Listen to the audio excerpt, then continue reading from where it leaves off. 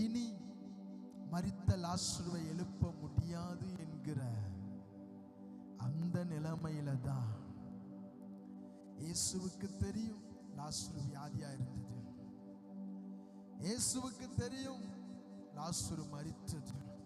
ஆனாலும் அவர் 4 நாட்கள் கழித்து ஏன் அந்த இடத்திற்கு வந்தாரே ஆனால் இந்த குடும்பத்திற்கு மட்டுமல்ல, சுற்றிலும் இருக்கிற யூத ஜனங்களுக்கும் தம்முடைய வல்லமை காண்பிக்க வேண்டிய ஒரு நேரம் வந்தது.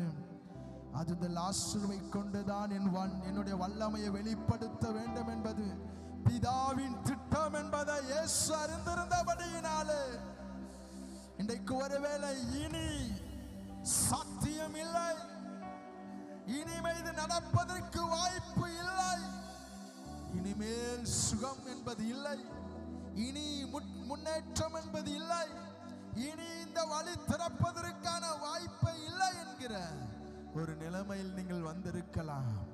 ஆனால் கர்த்தராகிய இயேசு கிறிஸ்துவின் வல்லமை லாசருவினிடத்தில் வெளிப்பட்டது போல உங்கள் வாழ்க்கையில வெளிப்பட போகிறது.